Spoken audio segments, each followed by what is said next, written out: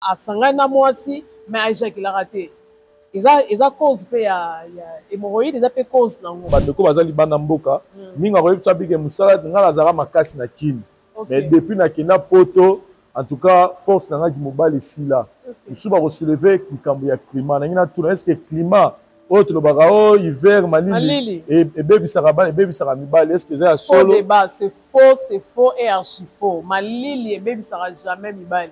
Malili et qu'on ne sera jamais borex et bana mibali, système à bana mibali, malili et sera jamais ma faiblesse sexuelle, malili et sera frigidité, malili et zang sera robota te, malili et sera relo. Sinon ba mindele nyos ba pas un problème. Bato ba mémoire biloko ya kilo, ba machine, kumba tout ça et bébé ça bango mukongo.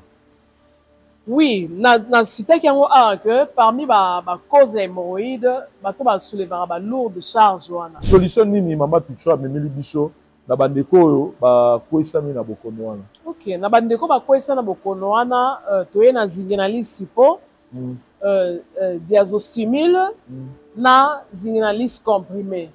Le 3 oyo. OK. Tobakisi crème borex. Pour la bandeko oyo baza na problème ya éjaculation précoce. OK. Tobakisi le crème borex parce que crème borex non seulement ils ont rallongé le système, ils ont fait son volume, mais crème borex. La voix du peuple, oh, la voix du peuple, oh, si tu as bien, oh. Vincent Chilouise, étoile de la presse.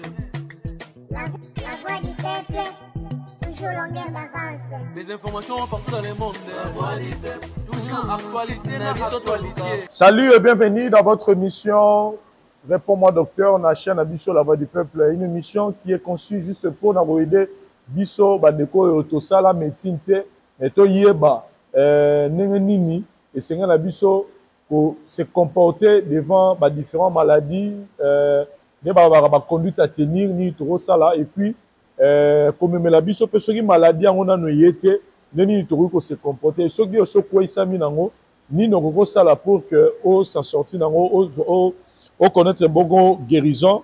Et dans cette émission, nous avons l'habitude de recevoir notre docteur Pichu Tondele Wazali Bongo, pharmacienne chargée de la recherche et projet de la CRMTA, Wazali Bongo, directrice générale au laboratoire d'ici, INC, Wazali Bongo, responsable de l'unité de production, les aliments à Bisso, et puis Wazali sous inventaire, il y a gamme d'ici cosmétique au biso se to utilisera na bandeko ba ibino te ba ko découvrir on peut lelo et puis azali bongo na lobby inventaire ya gamme d'ici cosmétique pas azali bongo inventaire ya ba médicaments o to bengi allium to bengi zingenalis sipo to bengi diazolex to bengi menga meamycine crème et azali bongo membre d'honneur na fondation Mère à la Grâce et puis azali sous femme mariée mère de 2 enfants to pesi papa na biso na Canada motena ba la biso mi balé ba hôtel biso à ce net moment sans plus tarder to yambaye parce que tous ma soule belé to solana ye bonsoir docteur Pichu Tondele. Bonsoir Vincent Chilouise. Vraiment la voix du peuple. Vraiment il fallait plus essayer ngam la biso ko yambayo. C'est vrai que il y a biso comme habitude. Ah oui. Mais ça sera toujours important de balwara pour rafraîchir biso un peu mémoire par rapport à Moussala aux Moussala ils allaient pour apporter un plus pour le peuple congolais en général. Oui. Na présenté dans le lobby aux Ali Bongo, directrice générale au laboratoire d'ici INC. OK. Dans la directrice générale dans le laboratoire d'ici Inc. OESA basé au Canada, à Montréal. Parce que PDG est un docteur Maxon, il est la directrice générale dans le laboratoire Wana. Ils ont produit dulci na babilo ça ya recherche na niveau ya CRMTA na chargé à recherche et projet. Très bien. Donc tout ce qui est recherche, projet, développement de médicaments na laboratoire CRMTA où ils ont basé à Kinshasa, ils ont responsabilité dans ngai. Naza membre d'honneur na fondation Ndemo Lobby mais à la grâce et la fondation à maman Meya, maman Oaboti biso, maman Meya Missine. Ils ont une école, ils ont un orphelinat, et ils ont aidé les orphelins. Ils ont une école, vraiment, il y a un ébélé. Pour l'exapé sport, la voix du peuple, pour tout le monde, Moussala ou Maman Mea, Zoussala. Très bien. Et puis, la mère de 2 enfants, mariée. Inventaire et à gamme d'ici cosmétiques et médicaments à Lyon. Ok. À Lyon, ils pour nanine. À Lyon, ils ont qui nabiso il y a hypertension. Ils ont traité hypertension, ils ont un mauvais cholestérol dans la circulation. Tout ça, menga. Oui, menga, ils ont anti-anémique. Ils ont traité le problème de type anémie dans le lobby. Ils ont un problème d'autisme. Ils ont soigné nango. Ils ont un problème de démence. Ils ont amnésique, perte de mémoire. Ils ont soigné na menga. Bato baza na problème ya anémie SS toujours soigné bango na menga bato baza na problème anémie dû na présence ba myome ba fibrome ba nini toujours aider bango menga ils ont remonté bato na ya fatigue surménage en tout cas ils ont remonté et puis ba qui c'est belé hein Diazolex voilà pour les pommades na biso antidouleur ils ont longola tout type de douleur contre rhume grippe ba douleur rhumatismale ba œdème. Ils ont aidé allium, tout le bien à hypertension. Zinginalise Sipo. Zinginalise Sipo, ils ont traité les hémorroïdes internes, externes. Ils ont boosté le côté sexuel. Bah, tout un problème d'impuissance sexuelle. Zinginalise, ils ont aidé bah, on peut m'attaquer. Donc, tant aux autres, tcha suppositoire wana. Oui, aux autres mélana diazostimule. Na, tu peux ça la posologie après consultation, dès que ça là na téléphone, tu consulter et puis tu déterminer.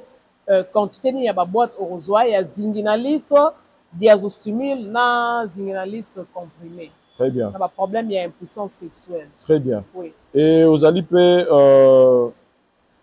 des tolobi awa méamycine crème.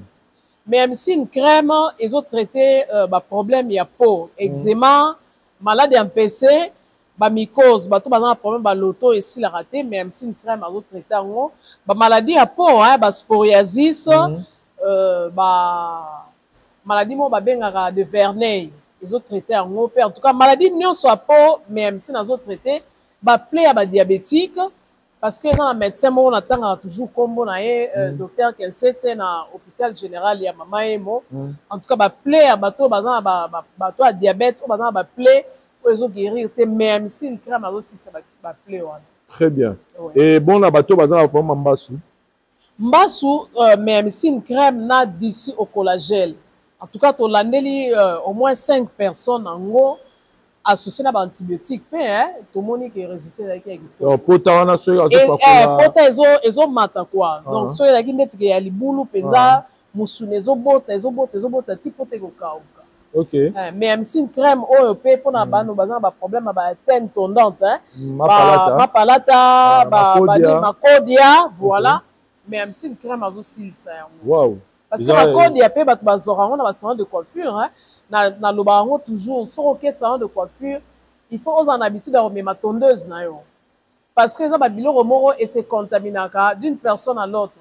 Sur OK salon de coiffure, tondeuse mutu o azaki na ba makodia te ya mike ba saela ki yango bien que ba désinfectant ngo. En tout cas, mingi contamina. Au moins, on comprend, au moment où maman palata ma codia, on mis tout dans et puis généralement dans le salon de coiffure. Ok. Donc, sur le salon de coiffure, on a bêtis c'était na bande qu'on a vu sur Mibali, même tondeuse na yo, ba coiffeur yo, ozongi na tondeuse na yo. Beni pen na yo, tondeuse na yo, ne to sala ba gilette asika. C'est ça, parce que contamination, il y a mingi dans le salon de coiffure. En tout cas, Mme Zongili Likamoussou sur le bêtis est responsable de l'unité de production des aliments à Bisso. Les aliments à Bisso, en fait, on a formation, à part formation pharmaceutique, on a sali en sciences pharmaceutiques, on a sali qui déa la transformation des agro-ressources. Donc, on a écoli, n'engani ko transformer aliments na eloko mususu. On appelle ça exemple. Pondu par exemple. Ah, tu as l'habitude na Kinshasa, tu as l'habitude de rouler pondo buki ulambi. Bandeko baza mboka bapaya, aza besoin rouler pondo penda o yakini. O ya njili penda ya original wana. To sala ndé nini na classe na formation on a écoli ko sécher pondo et garder ba éléments nutritifs nango. Dès que okomi prêt à rouler yango donc au trempant na mai ezongika lokwa pondo buka ele yo na tongo. Ah donc, bon? Les aliments, on a mis ça, toujours la transformation des aliments. Donc, toujours tozosala bapondu bangaingai baépinard fufu oyo euti mpenza ya Congo esalami na ferme na bilanga oyo ya biso epuis totransforme yango toconditionne yango. Donc c'est-à-dire dans les aliments na biso bozo permettre bato ba recevoir babiloko yango mais garder kaka voilà et garder mpenza yango wana non donc pondu ekozala mpenza vert otrempa yango kaka na mai soki olambi yango eza mpenza ondire obuki yango lelo mais eza pondu c'est conservé totya baconservateur te oyo eza baconservateur synthétique chimique to nini vraiment toconserve yango na baméthode toyekoli na classe. Très bien. Et lelo docteur Pichou toye po tosola mwa moke lisusu parce que lelo toyebango biso toyebi ke na kati ya libala soki chambre eza na problème ememaka makambo ebele bacouple ebele lelo eza ya koloba boka boye te mais bacouple ebele lelo baza koconnaître baproblème sur le plan sexuel peut-être na ngambo mobali peut-être na ngambo mwasi nalingi tobana na côté mibali tant que docteur pharmacienne nini okoyebisa biso na cause nini oyo maladie nini oyo etungisaka biso bana mibali mingi na kati ya na bomoi na biso ata bao baza mpe libanda na babali te. Ok na bandi na maladie oyo eza mpenza kolo dega eza hémorroïde oyo ezoboma mabala nasesaka te koloba ngo ezokomisa basi bainfidèle oyo ezokomisa basi bainfidèle oyo ezoboma mabala oyo ezobelisa bato ba AVC omona papa abeli AVC parce que mwasi abwaki ye libanda hémorroïde. Hémorroïde eza nini? Hémorroïde eza dilatation anormale ya baveine hémorroïdaire due na pression moko boye. Napesaka toujours exemple bato oyo aza neti chauffeur par exemple mosala na ye eza akumbaka mutuka to aza camionneur akumbaka camion banda ntongo ti pokwa aza tout le temps na position assise baveine hémorroïdaire na ye ezosubir pression ya poids na ye esala en sorte que baveine wana elembi et perdre élasticité nango et puis et se dilater et vimbi anormalement l'air vimbi ndenge wana et formera oyo tobengaka babourrelé donc on dirait bakayo ya sang et vimbaka na kati ya baveine wana yango wana nde tobengaka hémorroïde. Hémorroïde wana sikoyo ezalaka na cause ya badega ebele epa bana mibali ezocause asthénie sexuelle oyo tobengi impuissance sexuelle totangi éjaculation précoce parce que impuissance sexuelle c'est général so balobi oyo moto wana aza impuissant olobi no eloko te mpo eza impuissance ezo-englober pratiquement un tout l'air moto aza na impuissance sexuelle soit aza na dysfonctionnement érectile azotelema mais akotelema malamu te soit aza na problème ya éjaculation précoce donc ye soki amoni kaka mwasi mbala moko makambo esili wana soit aza na problème ya perte ya libido azalaka so na envie ya kokutana na partenaire na ye te soit aza na problème ya oligospermie to azospermie wana eza bacause oyo hémorroïde epesi. Oui. Hémorroïde a la capacité à créer mobile oligospermie na azospermie. Oui, parce qu'à créer une puissance sexuelle hémorroïde. Pour la manière ba hôtel biso oligospermie ezanini. Azospermie, to bana na azospermie donc azospermie donc absence ya ba sperme, OK? Oligo ozo produit mais en quantité moko ya muke. Oligospermie et aux un problème il y a éjaculation précoce, en éjaculation p hémorroïde à cause rango donc muto a sangana mwasi mais a éjaculera te. Eza cause pe ya hémorroïde eza pe cause nango na kata impuissance sexuelle totangi anaphrodisi pe ana elexi absence donc absence ya plaisir sexuel muto aza na problème ya hémorroïde et que a traiter yango malamu te o bazui prise en charge malamu te parmi ba impuissance sexuelle parmi ba forme impuissance sexuelle ako développer pe forme wana ya anaphrodisi. Sikoyo tovani non na mamutali impuissance sexuelle à mobile oyo hémorroïde a provoqué oligospermie par exemple. Comprendre. C'est-à-dire na moto na problème oligospermie noto azospermie, c'est-à-dire a comme une capacité à concevoir. Oui, moto ya robotisa. Oza na oligospermie to azospermie absence quoi. Oligo en petite quantité. Oza na capacité à robotisa moi cité so ozo produire ba spermatozoïde en petite quantité. aux en a capacité de robot ça. Et à part hémorroïde, nini si c'est pour provoquer kawana mibale, ba maladie wana mibale. Impuissance sexuelle. Il y a oligona azospermie. Dans le cadre d'impuissance sexuelle, dans un rang général, infection mal soignée. Moutou sera béli, infection mal soignée, sera un problème de maladie sexuellement transmissible. Par exemple, qui va soigner en haut bien et qu'on évolue dans l'impuissance sexuelle. Pour manifester en haut. Soit, qui on a MST, maladie sexuellement transmissible, au lundi traitement malade, au bandit traitement dans yo, ça va antibiotique, ou ils a approprié dans haut.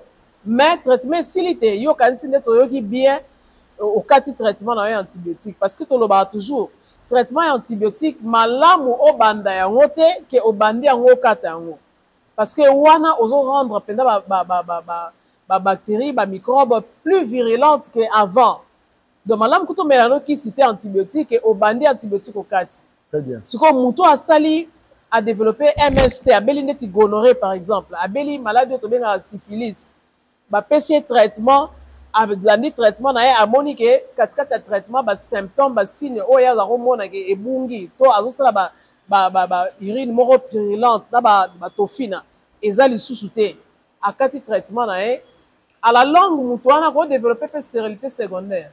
Oui, à la longue ako développer pe problème d'impuissance sexuelle parce que aroye ba te cause déjà maladie oya sonné qui bien te wa. Très bien. C'est ça. Donc to beta masolo ya impuissance sexuelle ou hémorroïde ko provoquer oui. Pas ya mobali au tangeli biso ba différentes formes nango ningi ozana kati wana. C'est ça. Et to qu'est-ce que pas moi si.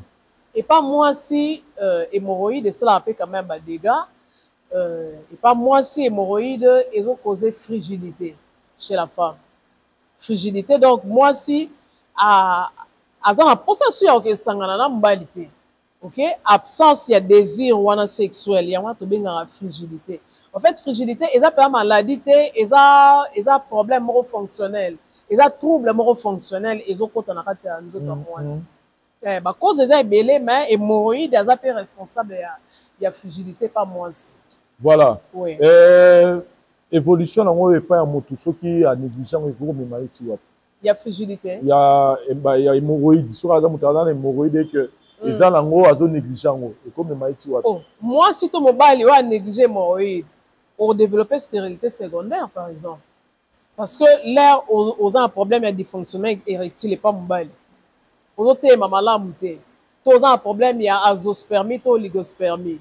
Mais à la longue, on développait stérilité secondaire. Au robot, ça moi cité. Ils ont l'une des conséquences. Et baby si ma balle est belé. Na mboka tili banda mboka. Mais moutoye batte que sonné que hémorroïde était un DPC problème on a stérilité secondaire. Alors Luca peut-être ailleurs, alors Luca bandoki, alors Luca souki que sambe la mère, alors batte que les hémorroïdes les a cause non. C'est quoi nini ils ont provoqué la maladie on a ma soeur on doit se le dire que kala ba papa na biso ba koko na biso c'est vrai que ma maladie on ezalaki mais ezalaki ne comment lelo te lelo ba biro musu ba logo nire bino ba to boza ko soignera ngone bozo komisa ngo makasi partout comme kaka hémorroïde mais babi c'est to zongi na ba 90 ba 80 ezalaka bongote mais personnellement tant que personnel soignante nini eux komisi hémorroïde lelo et comme makasi na ba vie abatu. Bon, moi je pense qu'il faut observer les AVQ. Dans le Bélarango, toujours, habitude na biso. Ok? Bilo toujours lire. Congolais a une culture, il y a lire fruité. Dans chaque saison, dans chaque mois, ils ont des fruits. Si vous avez des mangues, dans un mangue, ils ont belé, mangue ya beli, mangue ya rufiba. Ne fût-ce que mon corps. Congolais a une culture wanate. Congolais a une culture ya kolia légumes te. Pourtant nzamba pambola biso penda na bandunda. Toza ba matembele, ba bitekuteku, ngai. Il faut kolia ka bandunda wana. Tolingi mingi misuni. Cuisse de poulet, nini oyo. Mipandi. Suki nini, soso. Non, il faut qu'on varie l'alimentation. OK? Congolais a l'habitude à faire sport te. Sport ezaka te qu'il faut que na sala gym au salle sport. Non. Tout dans le quartier, c'est un sport mbimba, marche, c'est un sport. So ozo respecter ba vécu na yo ozo lia bien la cité que o lia beefsteak o lia non o lia matembele na yo moi poisson na yo eza pembeni là aussi si ko lia wana moi fruit na yo moi manga na yo eza moi orange na yo ezali obeti tour na quartier tout ça là et ko éviter ko développer hémorroïde parce que so ozo lia o lia encore fufu beaucoup la banseka si beaucoup la banseka fufu masango to semoule ya makasi on développer la constipation à ma case. Constipation est au sein que plus tard on développer hémorroïde. Il faut qu'on varie l'alimentation. Les légumes, les moussouni, les légumes, les soso, les fruits, moi jus de fruits, jus exactement au sommet dans le supermarché. Au rose au malala na yo, yo moko pressé on met les jus d'orange. Et rôle à maï dans d'autres pour n'a pas rapport hémorroïde. Maï vraiment, il faut qu'on met la rabaille mingi. Vraiment, Vincent, merci na point non souligné. Il faut qu'on met la rabaille mingi. Parce que mingi bazara aime sous banda tonga ti pourquoi? A surtout qui boit amélie pe maï. Moutou normal par jour, il faut mettre au moins 3 litres de maï. Là, on a vu au moins que ne pas bon, si excès tout excès nuit hein parce que si on met trop ma BP. Mais au moins 3 litres de maï parce que si on met la maï belé ndenge osuba ndenge wana masuba eza pe façon ya éliminer pe ba toxique ba déchets na nzoto moni leo ozomela mai ebele okosala ba constipation à répétition te ozala ba problème ya rénaux te parce que ozomela mai ebele filtration ezosala kitoko. Très bien.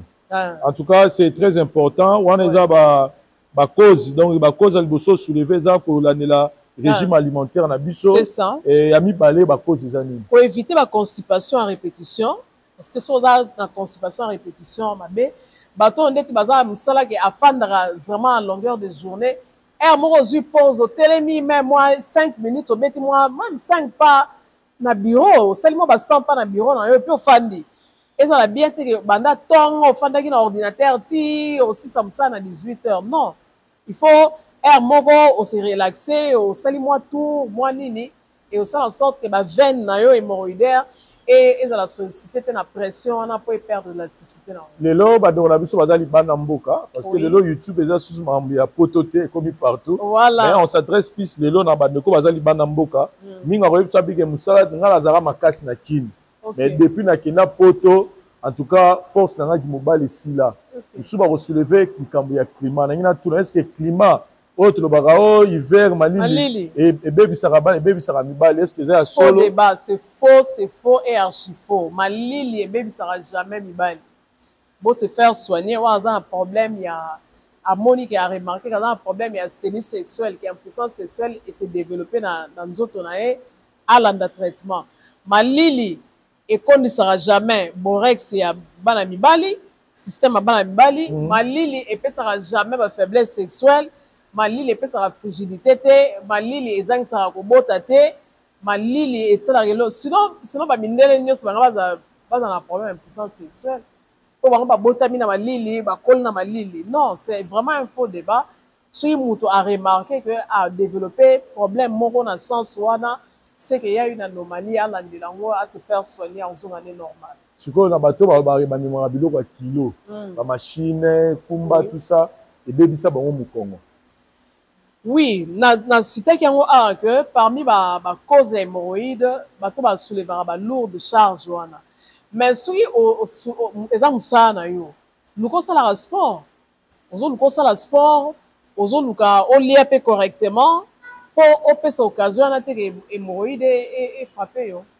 Pour le battre que au kata musala na sinon ozo hémorroïde non. Eza musala o ezo pesa o quelque chose pour au kata ngote mais surveiller habitude na yo vécu na yo habitude no alimentaire ndenge ozo vivre ndenge nini ozo lia surveiller yango pour développer hémorroïde. Voilà ezala kota mobali ezala kota mwasi soki sikoyo moto asakweyisami na bokono yango hémorroïde oyo ezali lelo parmi bacause nde tolobi ezoboma mabala epai ya mibali epai ya basi okomona papa azomela likolo ya mwasi te epai ya papa azomona mwasi kuna boulevard eza ya kofungwama tout ça alors solution nini mama Picho amemeli biso na bandeko oyo bakweyisami na bokono wana? Ok, na bandeko bakweyisa na bokono wana toye na zingenali sipo diazostimule na Zinginalis comprimé. Le 3 oyo. OK. Tobakisi crème borex pour la bandeko oyo baza aussi ma. OK. Pour la bandeko oyo baza na problème il y a éjaculation précoce. OK. Tobakisi le crème borex parce que crème borex non seulement ils ont rallongé le système, ils ont fait son volume, mais crème borex ils ont aidé Pémoutou à maintenir érection pendant très longtemps. Donc na ba produit 4 wana et selon le cas borex le été. Bon, tout ça désolé. Donc, on a produit 4 wana né et aider Moutupenda à son normal, à Rosalanda traitement et hémorroïde aux la guéri, problème et impuissance sexuelle peut aux la guéri et puis à Roson à Penda Mobali, n'est signé les azar. OK, et traitement en gros pour combien de temps? En tout cas, traitement en général de base, ils ont traitement à 4 semaines. Il y a en général, mais to double rapport à Batumso qui est vraiment comme qui fragada penda donc à plat wana to double traitement donc sur si traitement na à l'équipe 3 à 4 jours à bander le sous traitement pour azonga penda ye donc 4 semaines là c'est-à-dire na tongo pour quoi azo baka support matin soir non comprimé à bandango sur si ba support OK donc Zinginalis support azo baka moko na tongo moko na pourquoi. En même temps, on dit qu'on met la diazostimule, 2 comprimés na tongo, 2 na midi, 2 na pourquoi, toi sosarana vitamine E na biso biologique pour vitamine E. Vitamine E. Pourquoi yango esala nini? Et joue un rôle makasi sur le plan sexuel, les à la côté à moi, c'est à côté mobile, les appela estimulaka et puis ça va moi endurance et joue un rôle moi makasi. OK. Vitamine E. Vitamine E. OK. Normalement, fallait y avoir une alimentation mais tu compléteras toujours dans autre sali de façon biologique. Très bien. Donc avec ça couple bazar problème mais en tout cas avec ça couple bazar solution. Mais au betaki solo moko ya infection. Oui. Qui est cause à la cause. C'est-à-dire dans sens na retourna avant muta banda traitement oyo. Et go sengela na ina no yeba no sur la infection. Oui, avant banda traitement na senga ça ba examen. Bandeko baza libanda au sens pendant examen batali examen urine est-ce que si on va trouver infection tu associer antibiotique dans traitement au donc bandana un traitement antibiotique dès qu'antibiotique est aussi là pour enchaîner ce qu'on a dans les 4 problèmes. Mais besoin d'antibiotique bon antibiotique naturel ezali on a ça la base de plantes on est na memi en côté mais sur l'infection ezali na oyeba dans les infections nini.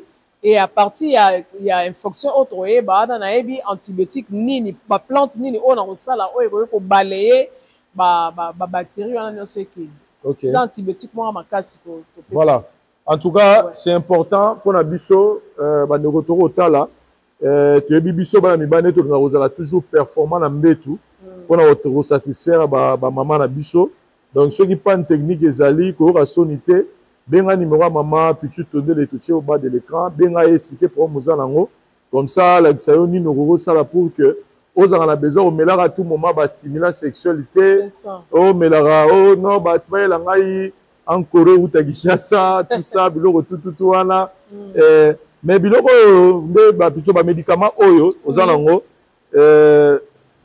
ezana nini mai kisimo boye teka makasi na Kinshasa. Bon, autant à comment on te benga on va un moutou rouge. Et que ça monango. En tout cas, le kuta ma bête na ebi en côté aux informés dans ça ba recherche c'est sur yango. On otala ngona no koye biso prochainement soki mutaro mais la rango en même temps so mais la ba Zinginalis. Non, ngai ba kisi o abiso à moins que aux un problème il y a hypertension par exemple, so aux un anti-hypertenseur no mais la so mêlé abiso te allium. Na koye biso te kata kisi na yo wana ko associer Zinginalis diazostimule na nini pour interaction médicamenteuse ezate. Mais auto tanga wana na ebi composition na wana nte donc pour répondre yo il faut na comprendre non ba sala ngwa base nini eza ndenge nini mais généralement na lingara penda ko 5 mais yo za traitement sur au solution en tout cas faut ka bien aux naturellement pour ça moi c'est roya moi c'est pour ça mobile ozongi penda yo eza te ke ndenge eza ba msusu ndeti to na tanga molécule ya citrate de sildenafil na tanga ba marketé o eza que ozana besoin na ngokara avant osangana na mwasi soki acte sexuel et sili ozongi no suna ba faiblesse na yo te yango eza vraiment traitement zingilalis suppo comprimé diazostimine eza traitement pena ba opesa po o reprendre ba virulence na yo ya kimobali quoi. Très bien. C'est ça.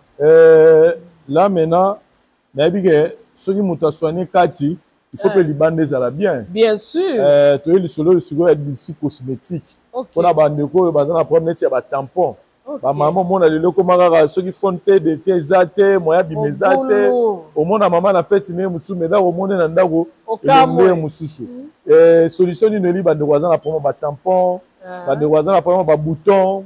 Mais quand on reprend la biso du solango. Pour la tampon tous en d'ici na biso au collagène, crème yango na ya orange, to associer yango na sérum nango. En tout cas, ba tampon dans le bar toujours ezara ba couche. Tampon sur les bandits sika ezara rougeur. Yango na singa ba maman na betara 7 place wana. So ozo pakola mafuta moko au moni ke ba rougeur et comment ça la yo kata. Parce que ezay bandé la tampon. So ozo continuer nango et celle deuxième couche et celle net moi chocolat. Troisième couche et comment comme noir. Après comment le roi poso ya crocodile.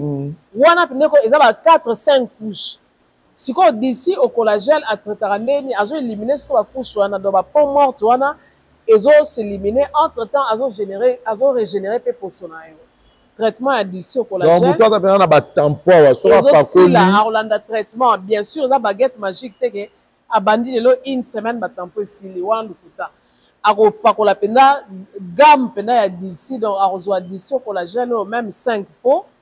Abandi ko pakola ngo pendant un temps yemora ndomona ke poso na ye comme lisse que noir wana comme longo type poso pende bongi. Donc tampon sila rapide. Et silaka.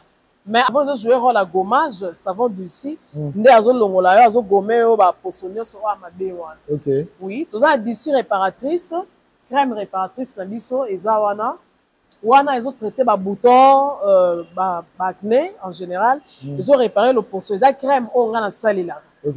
Na baxarelo côté donc crème oyo na savon. On est ba la peau na yo boye. En tout cas d'ici réparatrice o ya bleu ya on sel. Même bala na nga ya on ba sel. OK. So za mwindo bongisi poso na ya mwindo, so za pembe bongisi pembe na yo.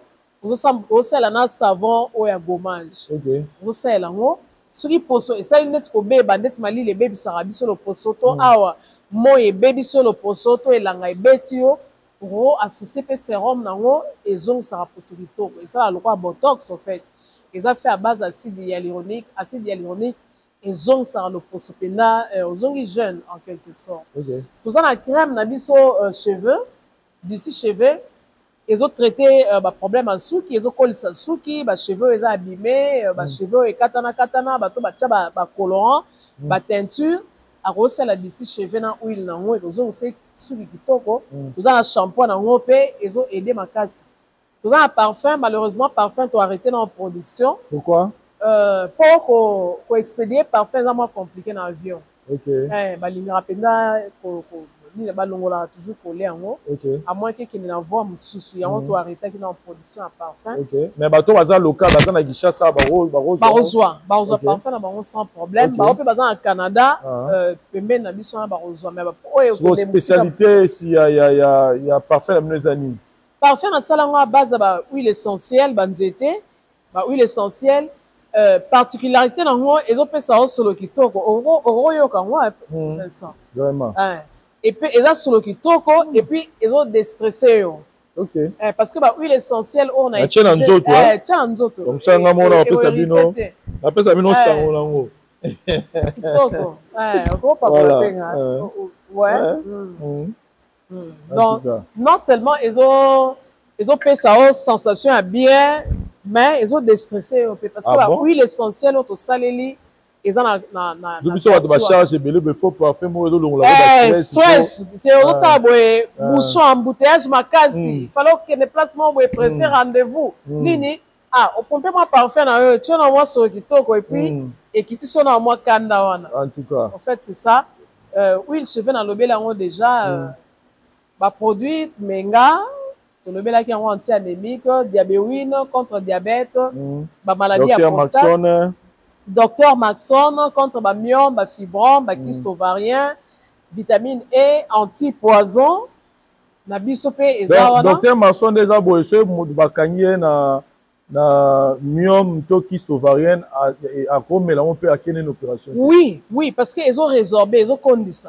Et condensé ba myome, et condensé ngo ti à faire disparaître en bas kyste, ils ont ba poche ya ba maye, ils ont na kati ya ba ovaire ya basi et empêchera pe moi si akwa ko kangaze facilement.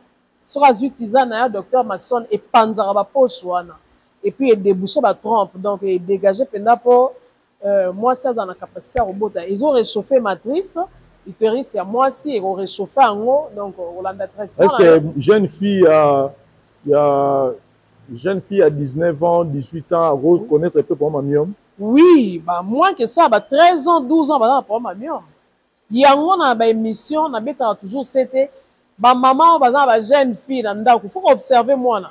Moi, on a souvent des dysménorrhée, des règles douloureuses. Tu le la endométriose. Ah, autres traité par endométriose. Oh yo, docteur Maxon. Moi, là, vous observez, moi, il faut, par moment, encore, même pas gynécologue, hein, non pas que ça là, ceux qui va toucher vaginal, tonini, mais ça l'échographie, la soirée, myome, le plus vite possible, sera attaqué en haut et créer moins de dégâts à la langue. Au lieu que vous ayez là, air surtout air bali azo concevoir télé ba rolandi ba moni ba myome minene c'est pas intéressant ils ont ba myome belé 43 myome ba 23 na mona ba minele pe ba myome na ba fibrome sauf que et pas na bango se développer rapidement mingité. Bon là tout ça ba étude pour toyer ba est-ce que c'est dû à notre régime alimentaire pe pour ba myome on se développer parce que déjà na robeta CTP ba myome ba fibrome ba nini Babiloro ezara minga base à soya il faut ko kitsango parce que soya est riche en estrogène. Yango pe kozara yango. Donc ba lait de soya, babiloro soya de moins en moins parce que ça cause mingi pe à recréer ba myome na fibrome. OK. Oui. Très bien. Na na menga oui. Pona obeta lisolo elobi menga zo sunga batu pona ba perte ya mémoire. Oui. C'est-à-dire muto azana bazana moi ba amnésique azana ba trouble la mémoire sera déposer le robot azo ba sous-souté à déposer clé azo ba sous-souté place na chaki clé à ça le traitement na ya menga a remona penza que azongi bien. Est-ce qu'il faut combien de cartons pour la muto? En tout cas pour une personne adulte avec 3 déjà c'est correct mais bato ba sali ba anémie ce qui est anémie moko sévère na chaka 10 cartons moi na muketo mukolo ndeti bato bazana ba anémie falciforme SS na banda rapide dose d'attaque 10 et puis avant abanda traitement na na singara a vérifier ton na hémoglobine to komi et à l'année traitement sili à vérifier en tout cas à un changement mais nga yo eza grand témoignage eza produit miracle eza vraiment produit moi makas même nga moko son a travaillé mingi na sentir pendant fatigue moins excessive na melara menga eza toxicité. Même bébé à un jour à Romélango. Oui, selon le cas, généralement, on appelle ça 3 cuillères à soupe, pas à micolo na tongo, 3 cuillères à soupe na pourquoi, et pas bana cuillère à café, moro na tongo, moro na midi, moro na pourquoi.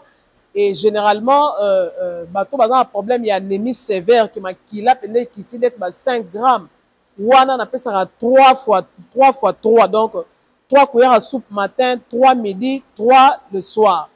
3 matin, 3 midi, 3 le soir. Ou sur les pendant ma casse, à chaque 2 heures, au méli 3 cuillères. À chaque 2 heures, il y a produit toxicité, hein, au méli pour remonter au lait que bazon sur ma kila.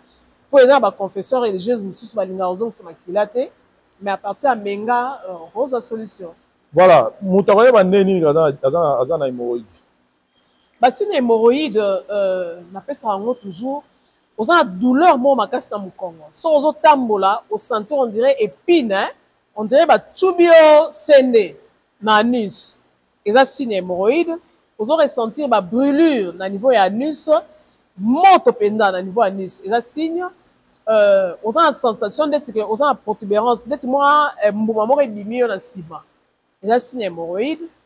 Ozo sentir chaleur moko boye ba musu ba confondra ngo akanti gastrique té eza hémorroïde soko telemi ba genou zo lemba oka dans le vide eza hémorroïde makolo kolenga signe hémorroïde soki olali oza na fatigue moko excessive penda do po aime so lala ino avant mais po olamuka na mbetu ozo mwa ndeti ba beta ki yo na butu et ça va signe hémorroïde signe sur la rotanga ba sécrétion ba mucus wana que ozomona ba sécrétion hein ils ont bimona ndenga sima sur OK ça la sel ça sel ya makila to monitation makila na papier toilette impuissance sexuelle et nzela ya basi pe nzela basi baby au moins ça comme mai et comme ndeti ndeti azo péter liboso kwa fru eza ba signe ya hémorroïde pas basi surtout so moni ozo sécréter pe liboso mingi donc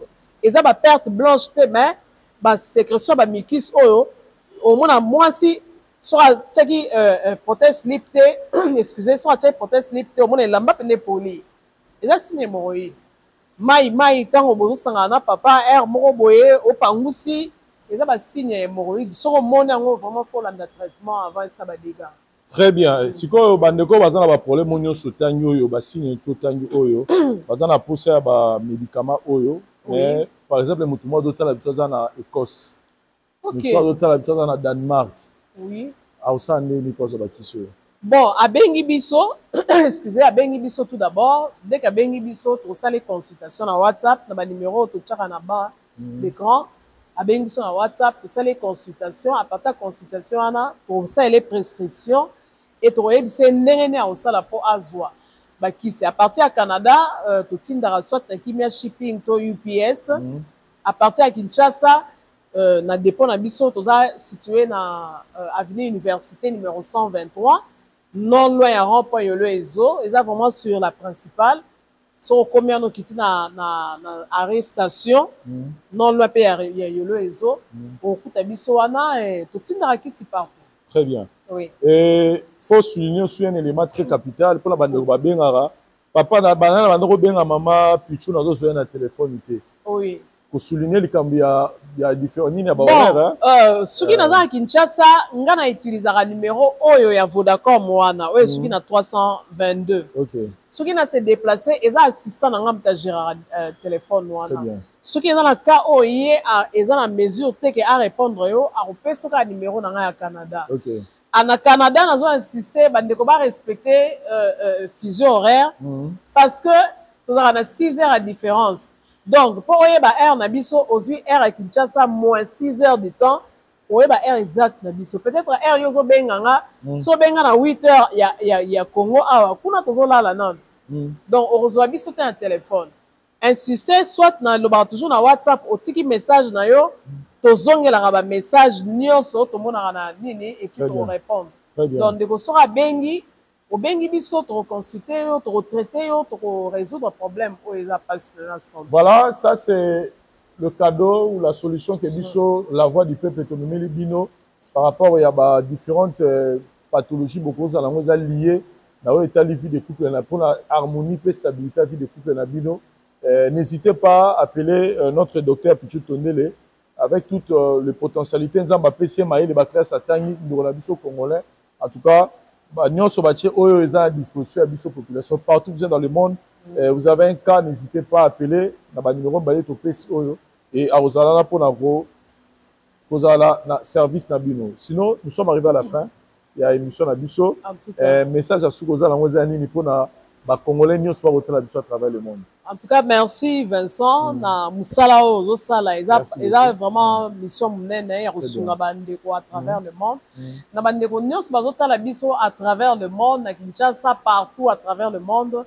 To sengi o nyonso azana bokono parmi ba problème o to cité awa ayoka sonité parce que ba musu ba se général un problème il y a éjaculation précoce azo se gêner à s'exprimer pour avoir solution. Bon se gêner te oh nous avons un problème il y a santé à contacter biso sur les maladies autres pour soigner pour sungayo pour traitement à partir de qui c'est biso nous sur autre sur le marché. Très bien. Oui. Merci beaucoup chers amis téléspectateurs, c'était ça notre émission Réponds-moi docteur na chaîne Abisso la voix du peuple. Sinon pour le reste numéro de téléphone les affiches bas de l'écran bobenga mère Abisso petit de pour d'autres détails azana pour répondre. Merci l'équipe technique Château Kolo, Dari Diwantesa, Jiva Zolanonga, et par où c'est ça, tu peux se mbote par dans la Dubaï. Par où c'est ça, tu peux se mbote, sinon, tout le monde a une prochainement. Bye. Bye. La voix du peuple, oh, la voix du peuple, oh, si tu as bien, oh. Vincent Chilouizi, étoile de la presse.